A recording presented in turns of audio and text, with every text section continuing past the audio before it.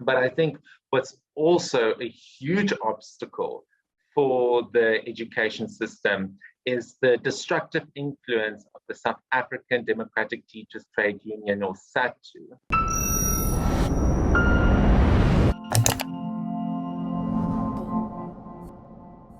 What is the state of education in South Africa? The matric results for 2021 have just been released, but beyond the headline numbers, what are the major trends that are influencing education outcomes in our country?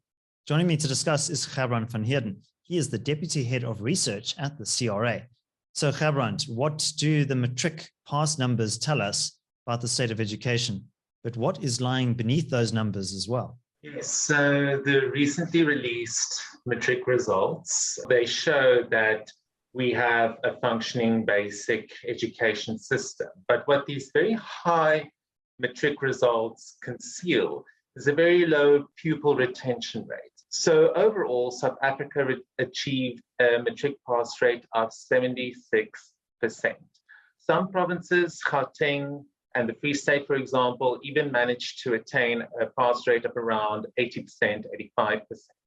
Angie Motshekga, the Minister of Education, has said that she was pleasantly surprised by these results, given the challenges of COVID-19 and how the pandemic has disrupted schools over the last 2 years. She even added that in the last 10 years, South Africa has managed to increase the NEC, or National Senior Certificate pass rate, from around 60% a decade ago to above 70% in recent years. But as I've mentioned, the matric pass rate is not all as it seems. In fact, we have a very high dropout rate, which is not reflected in the final matric results. Now, what do I mean by that? In 2018, for example, we had over 1 million pupils who were in grade 10. However, 2 years later, in 2020, only 600,000 managed to make it to matric, and only 400,000 managed to pass their final matric examinations, and only 200,000 received bachelor passes. So to translate that, of the original grade 10 cohort in 2018, only 60% made it to matric. And of that original cohort, only 40% passed matric and only 20% passed well enough to gain university entrance.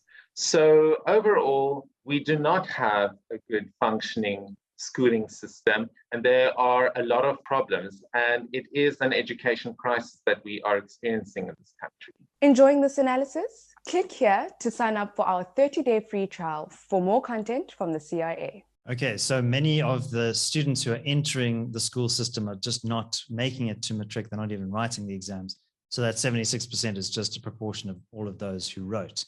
But now, what is accounting for this very high dropout rate, Gerbrandt? So there are many reasons. A huge proportion of pupils complain that their schools don't have the necessary reading or learning materials, that they have overcrowded classes, that teachers are regularly absent, that their schools don't have the adequate facilities. In fact, the majority of public schools don't have a library or a laboratory.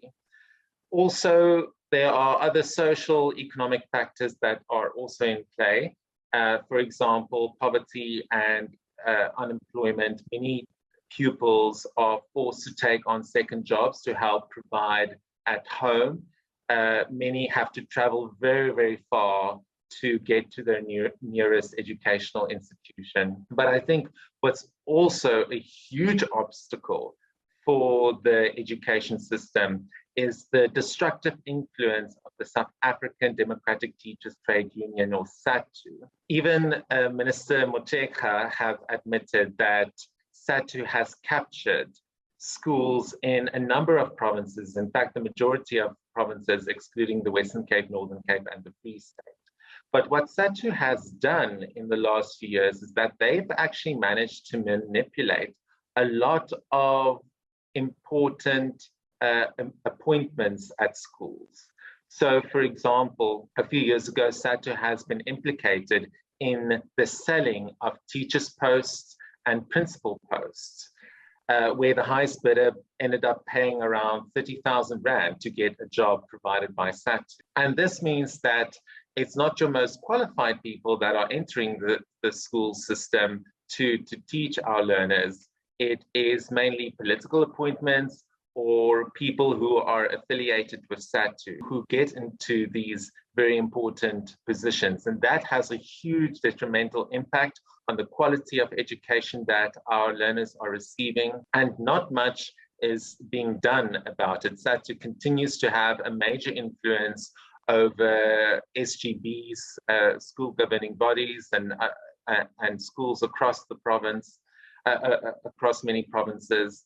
And many illegal strikes are often headed by SATU, which continues to disrupt learning at our schools. So that's one of the biggest obstacles that our education system is facing, and is not receiving much attention. Okay, Gerbrandt, what is to be done about some of these problems to overcome this education crisis?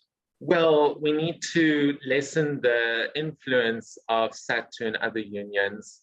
We also need to have bigger emphasis on the employment of merit.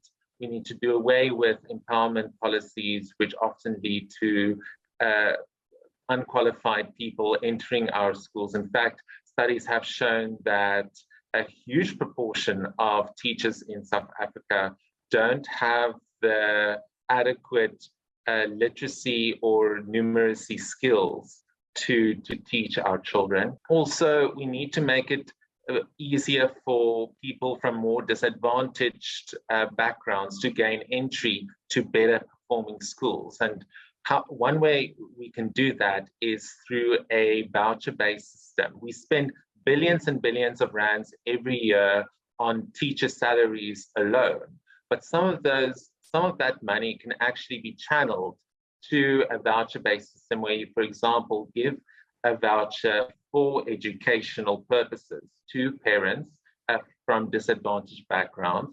And this will empower the parents to take their children to better performing schools. And not only will this benefit parents and their children, but it will also create competition in the market, as it will essentially force poor performing schools who are losing pupils to better performing schools to up their game and to improve their performance. Gerbrandt van Heerden, thank you very much for sharing your insights with us. Let's hand over to you, our viewers. What do you make of the quality of education in South Africa? Leave your thoughts in the comments section below. And also, you will note in the description and the pinned comment a link to a report that the CRA released last year on education in South Africa. So do check that out. My name is David Ansara. This is the CRA. Until next time, take care.